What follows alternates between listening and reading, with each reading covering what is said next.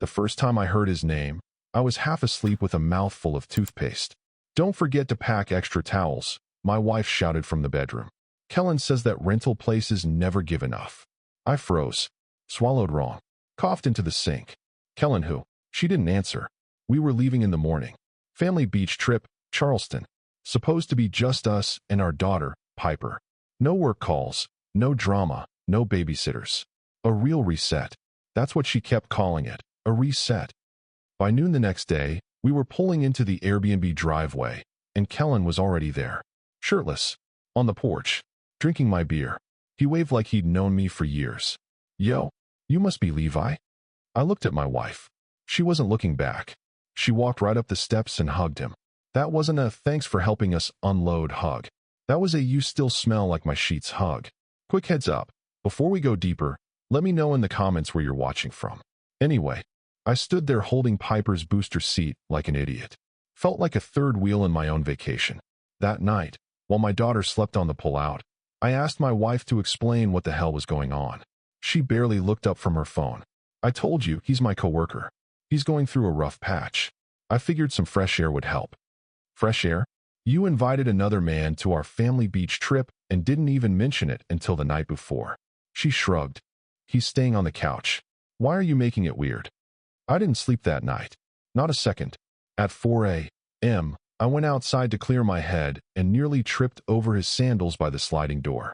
He left them right where I usually put mine. The next day was worse. I made breakfast. Kellen sat at the table like he lived there.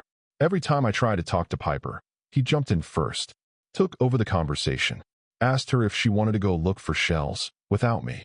And my wife? She acted like it was all normal, like I wasn't even there. I watched him put sunscreen on her back by the pool, watched her laugh at something he whispered behind her sunglasses. By dinner, I wasn't just angry. I was embarrassed, humiliated. So that night, after they went out for a quick drink, I sat at the kitchen table and booked a one-way flight home. Day 3. I was done.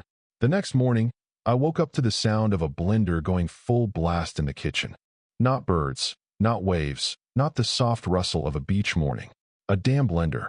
I walked out, still groggy, to find Kellen shirtless again, sweating, mixing up 2 massive protein shakes like he was hosting a fitness vlog. My wife was sitting at the kitchen bar, wearing one of those cropped tank tops she hadn't touched in years. She hadn't dressed like that around me in ages. But now, with this guy 10 feet away, she suddenly remembered how to flirt.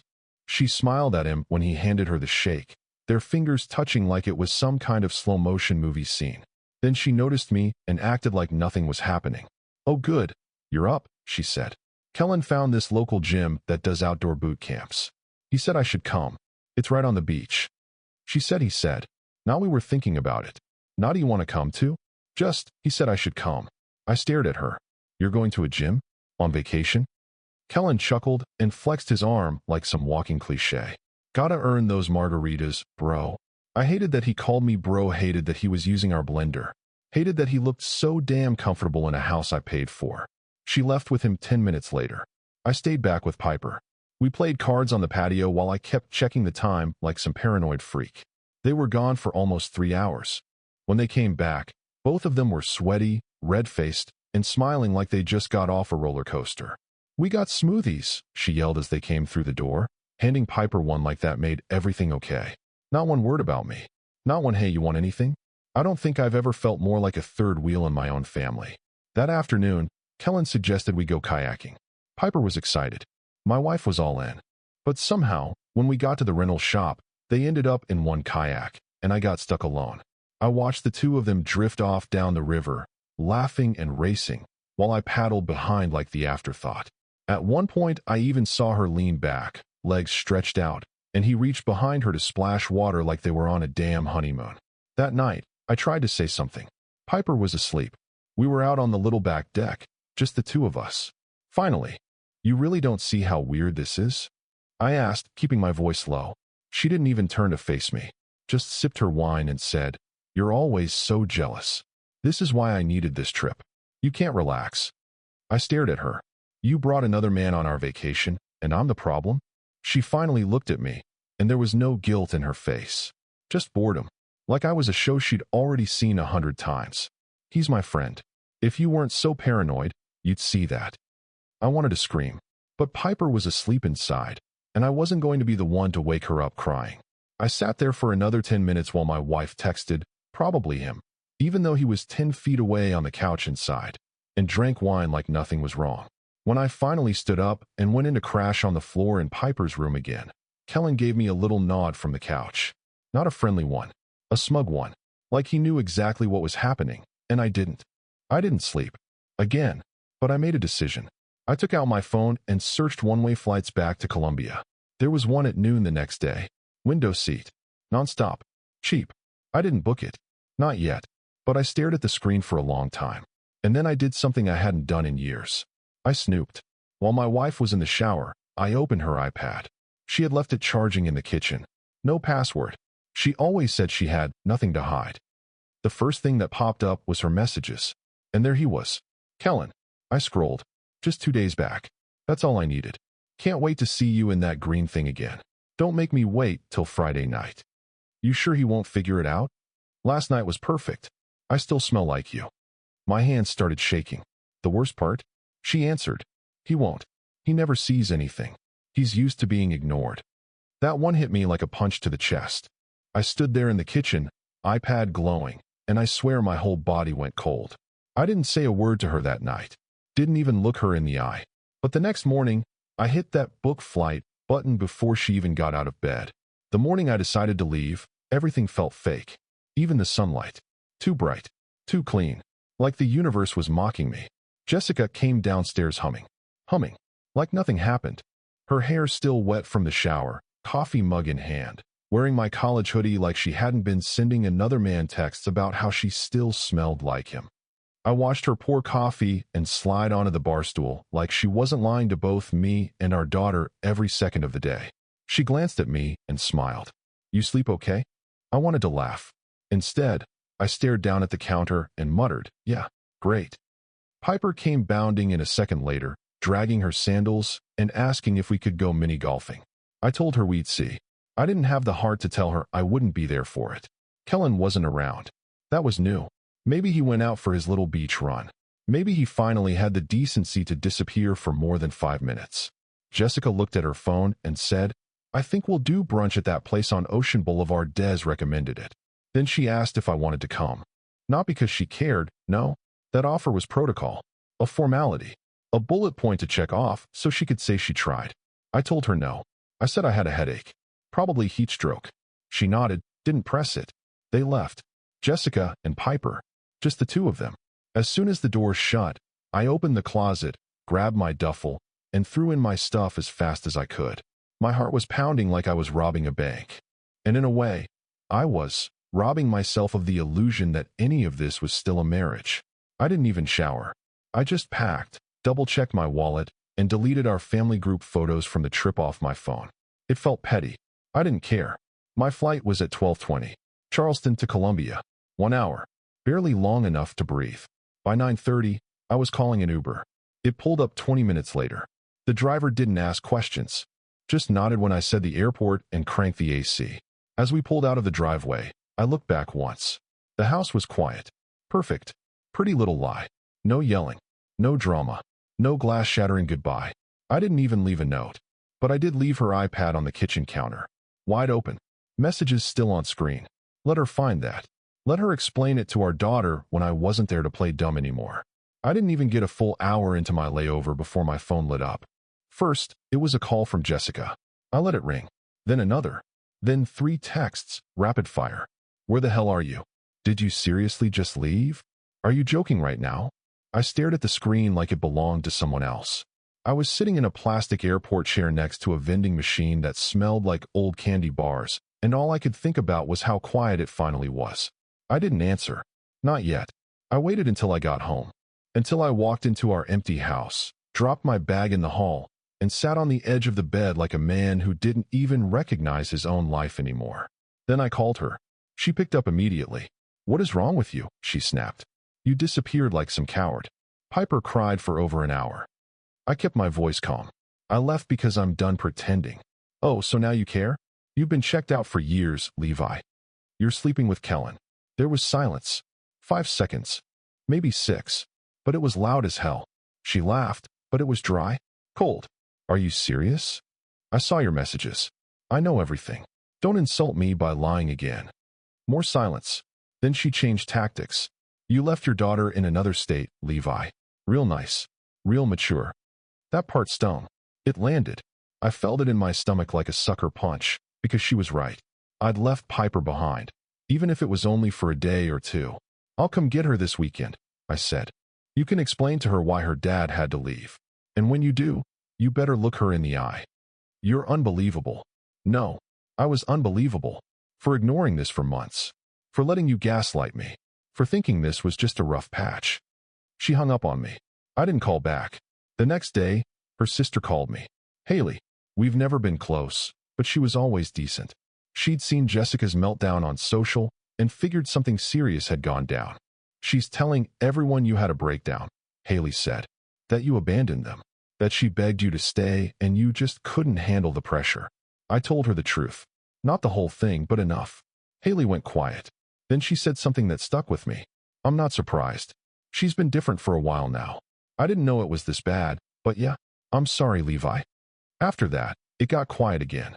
For about 2 days. Then Jessica showed up. At the house. She didn't knock. Just walked in with Piper, acting like she still had keys to a life she'd already burned down. I need to talk, she said. No, I replied. You need to listen. She stood in the doorway like she expected to be invited in. Like we were still playing house.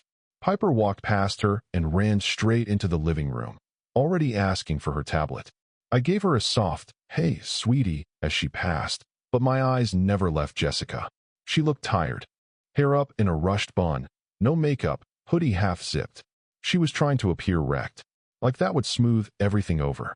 Like guilt had finally hit her, and she deserved points for feeling it. You have 5 minutes, I told her. That's it. Jessica stepped inside without asking. She looked around like she forgot what the place felt like.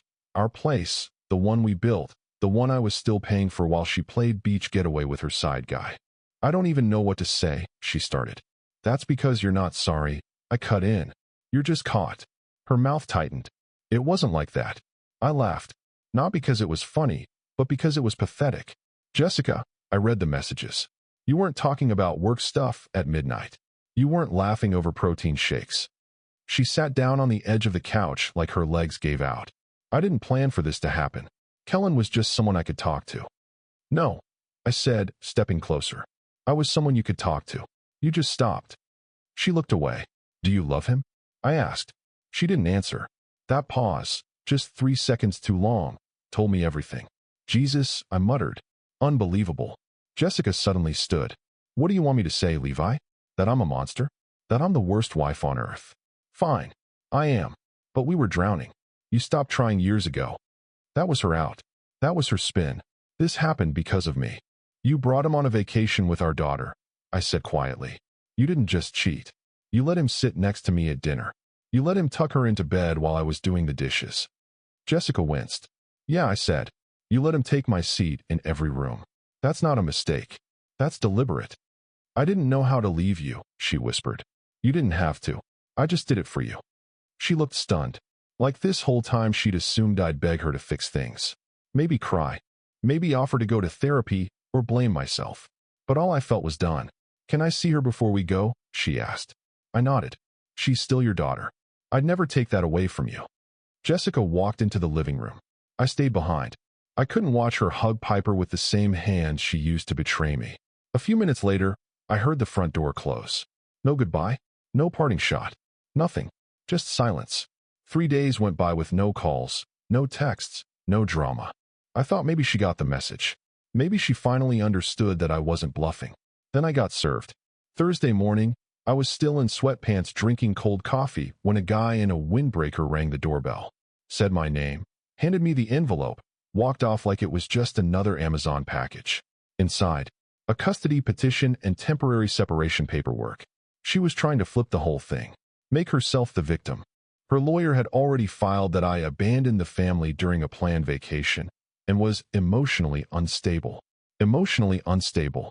Because I left a beach house full of lies and booked a flight before I punched someone in the mouth. I called her immediately. She didn't answer. I sent one text. Really? This is how you want to play it? and got nothing back. I called my brother Drew. He's a lawyer, not family court, but smart enough to point me in the right direction. He came over that night with beer and a folder full of numbers. "You need to stop reacting and get ahead of this," he told me. "This isn't about your pride anymore.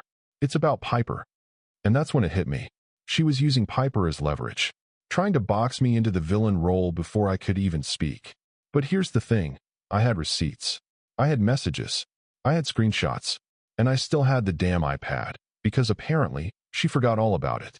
I wasn't going to blast her publicly, but in court? That was a different story. By Saturday, I had my own attorney. She was sharp, no nonsense, and didn't flinch when I laid it all out. Everything from the trip to the text to the sudden legal ambush. Her first question, "Do you want full custody?" I hesitated. Not because I didn't love Piper. I did.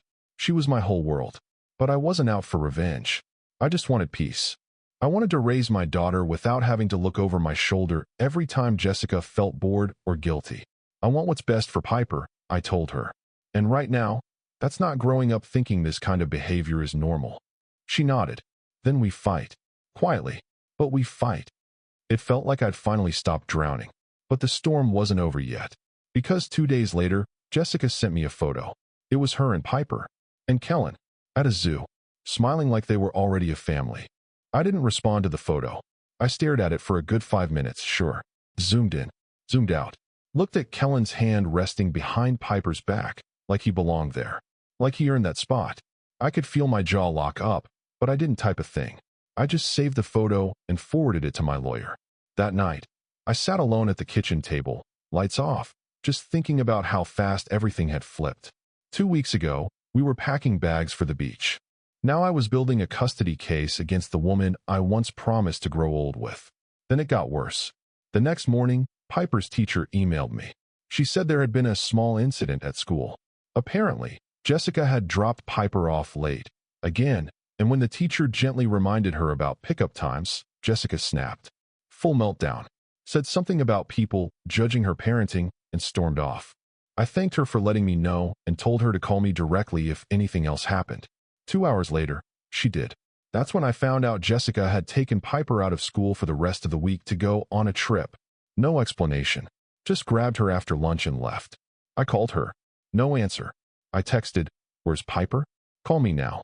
She replied almost an hour later. "We needed a break. She's safe. Don't start." That was it. No location. No heads up. Just took our daughter out of town with the same man she cheated on me with and acted like I was being dramatic. My lawyer was already filing an emergency hearing for temporary custody. That message, that little stunt, it was enough to light a fire under the judge's desk. And when Jessica found out, she blew up my phone with calls, voicemails, all the theatrics she thought would work. "You're trying to take my daughter from me?" she yelled when I finally answered. "You don't think I'm a good mother now?" I stayed calm. "You're dragging her through a circus while you play house with your boyfriend. What part of that sounds stable to you?" "You left us." "No," I said. "I left you. You brought him in. You crossed every line. I stayed for Piper. I fought for her. And I'm still fighting." She went quiet for a moment. Then she said something I didn't expect. "You never made me feel loved, Levi." I almost laughed. "And Kellen did. Between gym sets and protein shakes?" She hung up again. But I wasn't mad this time. I was focused. Because the hearing was in 48 hours, and I was ready. Court didn't feel like justice. It felt like a funeral. The hearing was quiet, tense, and mechanical. No shouting, no dramatic reveals, just paperwork, evidence, and questions that cut sharper than any argument. Jessica showed up with her lawyer and fake tears. She tried to play the victim, tried to say I'd emotionally abandoned the family, that I was impulsive and controlling. She even dropped a line about me having anger issues, which made the judge raise an eyebrow, but not in the way she hoped. My lawyer kept it clean and strategic. She handed over the texts. The photo from the zoo. The iPad records. The school incident. The pulled out of class with no warning story. It all stacked up neatly like bricks in a wall Jessica couldn't climb over.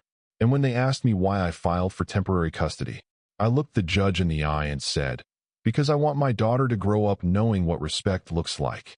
That was it. 48 hours later, the judge granted me temporary primary custody with supervised visitation for Jessica until the final decision. She didn't say a word when we left the courthouse. Not to me, not to her lawyer, not even to Kellen, who showed up and sat in the back row like a kid waiting for detention. A week after that, she tried to come by the house to talk things out. I told her to call her lawyer. 2 weeks after that, she moved out of the apartment she was renting because, apparently, Kellen bailed. My guess? He didn't sign up for diapers, court dates, and family lawyers. He signed up for a vacation fling. Once the fun dried up, so did his loyalty. She started emailing me again, asking if we could figure out a schedule that didn't feel like punishment. I ignored the tone. I sent her the court documents. That was the schedule. Piper adjusted faster than I thought she would. She missed her mom, sure, but I kept things stable.